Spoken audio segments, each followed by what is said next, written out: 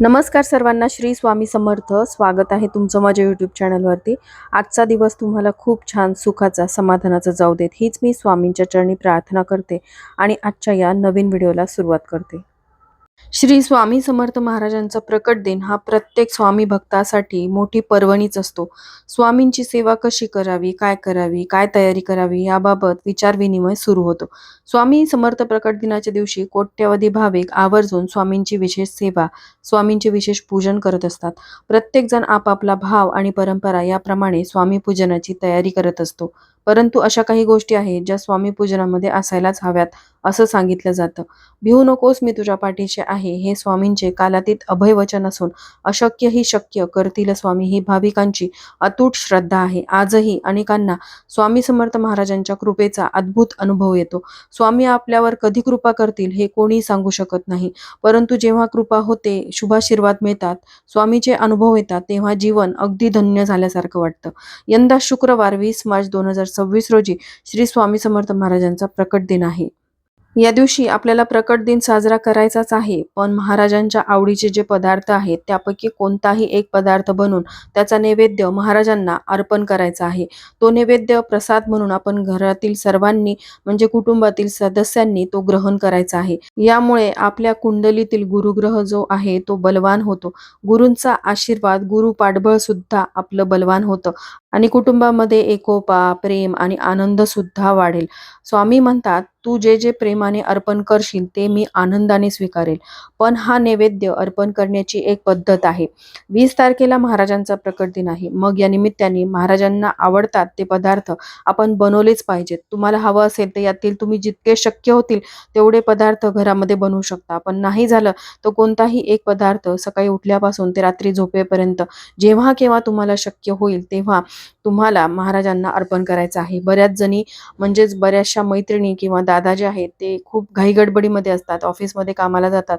त्यामुळे तुम्ही तुमच्या वेळेनुसार हा नैवेद्य जो आहे तो दुपारी दाखवा किंवा रात्री शक्य झाला तर झोपण्याआधी तुम्ही दाखवला तरी सुद्धा चालणार आहे. कारण शेवटी आपला भाव महत्त्वाचा आहे. वेळेवर नाही झालं तरी महाराजांना तुम्ही केलेली सेवा ही अतिशय महत्त्वाची आहे. त्या दिवसामध्ये जेवढं शक्य होईल तेवढा नामजप करायचा आहे आणि नैवेद्य जो आहे तो महाराजांना आवर्जून दाखवायचा आहे.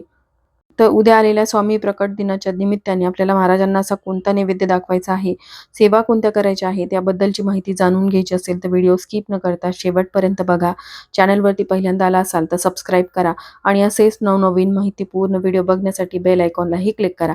त्यामुळे जेव्हाही मी नवीन व्हिडिओ अपलोड करेल तेव्हा त्याचं नोटिफिकेशन सर्वात आधी तुम्हाला मिळेल आणि तुम्ही माझा एक पण व्हिडिओ मिस करणार नाही. आणि त्याचबरोबर हाई बटनला जर प्रेस केलं तर हा व्हिडिओ जास्तीत जास्त लोकांपर्यंत पोहोचेल. चला तर मग जास्त वेळ न घालवता व्हिडिओला सुरुवात करूया. श्री स्वामी समर्थ महाराजांच्या प्रकट दिनी स्वामींचे विशेष पूजन करावे. षोडशोपचार किंवा पंचोपचार पद्धतीने पूजा करावी. स्वामींना पंचामृत अर्पण करायचे असेल तर दूध, दही, साखर, तूप आणि मध हे पूजा साहित्यामध्ये घ्यावे. तसेच चौरंग किंवा पाट घ्यावा, त्यावरती पिवळे रंग अंतरावे. अभिषेक करणार असाल तर त्यासाठी अभिषेक पात्र, पूजेसाठी तांब्या, ताम्हण, पळी, पंचपात्र सगळं साहित्य जवळ घ्यावं. धूप, दीप, आरती याचीही तयारी करावी. स्वामी समर्थ महाराजांना पिवळी फुले अवश्य अर्पण करावीत. यासाठी पिवळ्या रंगाची विविध प्रकारची फुलं तुम्ही आणून ठेवू शकता. सोनचाफा असेल तर उत्तमच आहे. तसंच स्वामींना अर्पण करण्यासाठी जो विशेष नैवेद्य आपल्याला घ्यायचा आहे तो देखील आपण तयार करून ठेवावा. स्वामी पूजनामध्ये भाव महत्त्वाचा, त्यामुळे तुमची जी तयारी होईल त्यानुसार स्वामींचे पूजन करा.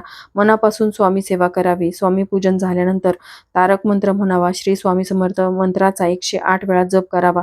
स्वामींची स्तोत्रे म्हणावीत असे सांगितले जाते. आणि फार काही नाही झालं तर नामस्मरण नक्की करा. लिखित नाम जप करा किंवा तुम्ही जपमाळ घेऊन 11 माळी स्वामींच्या नामाचा जप करू शकता किंवा तुम्ही कामाच्या ठिकाणी देखील एकाग्रचित्त होऊन कोणतेही डोक्यामध्ये विचार न ठेवता महाराजांचं नामस्मरण केलं तरी सुद्धा चालणार आहे. तर आता स्वामींना नैवेद्य कोणत्या पदार्थांचा दाखवावा. बघा, बाहेर तर विकत आपण आणतोच, पण घरी बनवलेला एक तरी नैवेद्य महाराजांना तुम्हाला दाखवायचा आहे. तसे महाराजांना बरेचसे पदार्थ आवडतात, पण सगळ्यात पहिला पदार्थ जो स्वामींना खूप आवडतो तो म्हणजे बेसनाचे लाडू.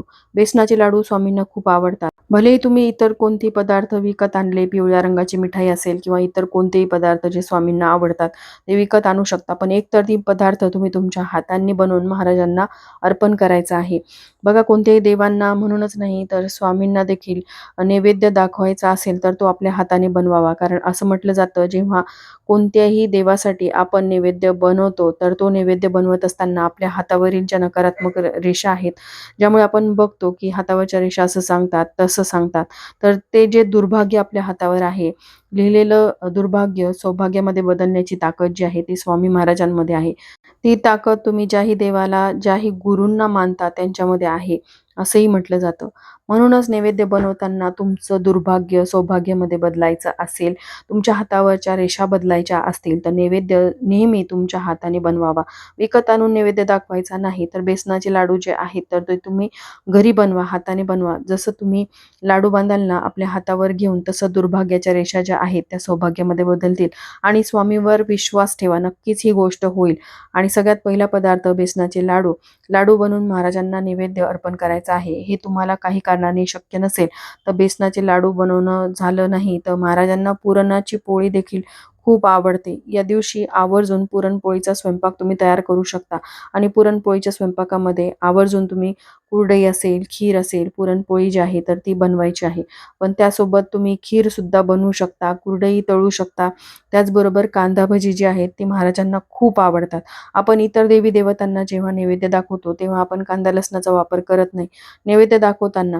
पण महाराजांना कांदा भजी ही खूप प्रिय आहेत, म्हणून फक्त महाराजांना नैवेद्य दाखवताना पूर्ण तुम्ही बाकीचा जो स्वयंपाक आहे त्याच्यामध्ये लसणाचा वापर करू नका, कांद्याचा वापर करू नका. पण भजे जे बनवतो ना आपण त्याच्यामध्ये कांदे टाका आणि कांदा भजी स्पेशली बनवून जी आहेत ती नैवेद्यामध्ये ठेवा. आणि बघा, आपण दत्त महाराजांसाठी जेव्हा नैवेद्य तयार करतो त्यावेळेस आपण कुठल्याही कांदा लसणाचा कोणत्याही पदार्थामध्ये वापर करत नाही. पण स्वामींना कांदा भजी खूप प्रिय आहेत, म्हणून कांदा भजीचा नैवेद्य महाराजांना आपण नक्कीच दाखवू शकतो. इतर देवी देवतांना आपण कांदा लसूण नैवेद्यामध्ये वापरत नाहीत, पण स्वामी महाराजांना कांदा भजी सुद्धा तुम्ही नैवेद्यामध्ये दाखवू शकता. पुरणपोळीचा स्वयंपाक एवढं बनवणं शक्य नसेल तर तुम्ही एखादा गोडाचा पदार्थ बनवा. मग खीर बनवू शकता, बासुंदी बनवू शकता, शिरा बनवू शकता किंवा बेसनाचे लाडू आणि कांदा भजी असंही तुम्ही बनवू शकता. आणि तो नैवेद्य महाराजांना आवर्जून तुम्ही दाखवू शकता. आणि खीर जर बनवायची असेल तर महाराजांना शेवयाची खीर ही खूप आवडते. शेवयाची खीर बनवणं शक्य नसेल तर तुम्ही रव्याची खीर बनवू शकता, तांदळाची खीर बनवू शकता. मखाणे जे असतात, ज्यांना कमळाचं बी म्हटलं जातं, त्याची खीर देखील तुम्ही बनवू शकता. त्याचाही नैवेद्य तुम्ही महाराजांना दाखवू शकता. आणि काहीच शक्य नाही झालं तर पिठलं भाकरी, अत्यंत साधे पण स्वामींच्या आवडीचे जेवण, हे देखील तुम्ही बनवू शकता. आणि हेही शक्य नसेल तर अगदी साधं वरण, भात, भाजी, पोळी आणि त्या भाजीमध्ये घेवड्याच्या शेंगाची भाजी बनवायची. घेवड्याच्या शेंगाची भाजी जी आहे ती सुद्धा स्वामींना अत्यंत प्रिय आहे. वरण, भात, घेवड्याच्या शेंगाची भाजी, पोळी बनवायची. याच्यासोबत कोणताही एखादा पदार्थ गोडाचा बनवायचा. म्हणजे तुम्ही गोडाचा पदार्थ मग तुम्ही विकत आणू शकता. तर तुम्ही जर घेवड्याची भाजी बनवली तर ती तुमच्या हाताने बनवलेली असणार आहे. मग तुम्ही एखादा गोडाचा पदार्थ विकत आणून स्वामींना नैवेद्य स्वरूप दाखवला तरी सुद्धा चालणार आहे. खीर असेल, बेसनाचे लाडू असतील तर अतिशय उत्तम. पण हेही शक्य नसेल तर तुम्ही शिरा बनवला तरी सुद्धा चालणार आहे. किंवा तुम्ही गोड भात, ज्याला साखर भात सुद्धा म्हटलं जातं, नारळी भात म्हटलं जातं, हे बनवले तरी सुद्धा चालतील. आता एवढे सगळे मी तुम्हाला पदार्थ सांगितलेले आहेत. यापैकी कोणताही पदार्थ तुम्हाला बनवणं शक्य होईल तो बनवा आणि त्याचा नैवेद्य जो आहे तो स्वामींना अर्पण करा. आता सगळ्यात महत्त्वाचं म्हणजे स्वामींना नैवेद्य कसा दाखवायचा, तर त्यासाठी एक स्टीलचं ताट घ्यायचं आहे. त्या ताटामध्ये नैवेद्य हा सगळा वाढून घ्यायचा आहे. नैवेद्य उष्टा केलेला नसावा. तांब्यामध्ये पाणीसुद्धा घ्यायचं आहे. स्वामींना ठेवण्यासाठी, नैवेद्य दाखवण्यासाठी वेगळ्या पेल्यामध्ये पाणी घ्यायचं. स्वामींना नैवेद्यासोबत ठेवण्यासाठी वेगळा तांब्याचा ग्लास जो आहे तो म्हणजे पेला किंवा ग्लास जो आहे तो घ्यायचा आहे. देवघरासमोर बसायचं किंवा जिथे तुम्ही पूजा मांडणी केलेली आहे किंवा तुम्ही देवघरासमोरच महाराजांच्या फोटोला नैवेद्य दाखवला तरी सुद्धा चालेल. तिथे तुम्हाला बसायचं आहे. अगोदर दिवा लावलेला असतो, देवासमोर दिवा लावलेला असतो. तिथे तुम्ही पूजा मांडणी केलेली आहे तर तिथे अग्निदेवतेच्या साक्षीने आपण हा देवांना नैवेद्य दाखवायचा आहे. तेव्हाच देवांपर्यंत नैवेद्य जो आहे तो पोचत असतो. म्हणून म्हणूनच आपल्याकडे नैवेद्य दाखवताना दिवा आणि धूप अगरबत्ती अवश्य लावतात. आता हा नैवेद्य जो आहे तो महाराजांच्या समोर ठेवायचा आहे. खाली पाण्याने भरीव चौकोन करायचा आहे. त्यावरती आपलं नैवेद्याचं ताट ठेवायचं आहे. त्यानंतर महाराजांच्या म्हणजे डाव्या साईडला तांब्या पेलात जे आहे ते पाणी घेतलेलं आहे ते ठेवायचं. त्या नैवेद्यावरती तुळशीची पानं जी आहेत ती ठेवायची आहे. त्यानंतर आपल्या उजव्या हातामध्ये थोडंसं पाणी घ्यायचं आहे. उजव्या हातामध्ये एक तुळशीचं पान घ्यायचं आहे. त्या तुळशीच्या पानाने 3 वेळा पाणी फिरवत आपल्याला गायत्री मंत्र म्हणायचा आहे. आणि त्यानंतर परत ते तुळशीपत्र पाण्यामध्ये बुडवून नैवेद्याला स्पर्श करावा आणि स्वामींच्या मूर्तीकडे किंवा फोटोकडे पाहत खालील मंत्र म्हणावेत. नैवेद्य दाखवत असताना तुम्हाला ओम प्राणाय स्वाहा, ओम अपनाय स्वाहा, ओम व्यानाय स्वाहा, ओम उदानाय स्वाहा, ओम समनाय स्वाहा, ओम ब्रह्मणे अमृत तत्वाय स्वाहा असं म्हणायचं आहे. आणि या प्रकारे तुम्हाला महाराजांना नैवेद्य दाखवायचा आहे. शेवटी ते तुळशीपत्र स्वामींच्या चरणाशी अर्पण करावे. देठ म्हणजे महाराजांकडे देठ तुळशीपत्राचं करावं. अशा पद्धतीने नैवेद्य दाखवून झाल्यानंतर महाराजांना नमस्कार करायचा आहे, मुजरा करायचा आहे. नैवेद्य आपण जो दाखवलेला आहे तो झाकून तुम्हाला ठेवायचा आहे. कमीत कमी 15 ते 20 मिनिटं किंवा अर्धा तास नैवेद्य महाराजांपुढे ठेवायचा आहे. नैवेद्य दाखवल्यानंतर सारखं सारखं त्या देवघरामध्ये किंवा त्या देवाच्या खोलीमध्ये जायचं नाही. नैवेद्याला उघडून बघायचं नसतं.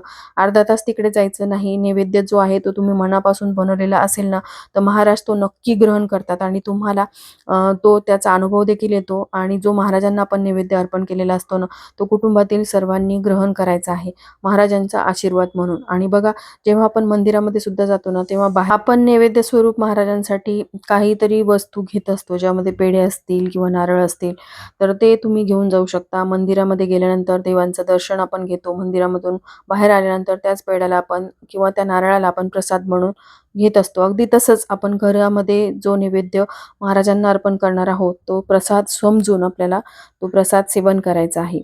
आणि जर शक्य झालं तर तुम्ही जवळच असलेल्या स्वामींच्या मंदिरामध्ये, मठामध्ये नक्की जा.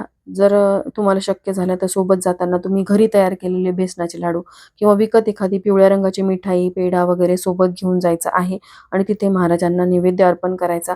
शक्य झालं तर उद्याच्या दिवशी केळीचं तुम्ही भाविकांमध्ये वाटप देखील करू शकता. यामुळे तुम्हाला अन्नदानाचं पुण्य लाभेल आणि महाराज या अशा सेवेमुळे जास्त प्रसन्न होतात.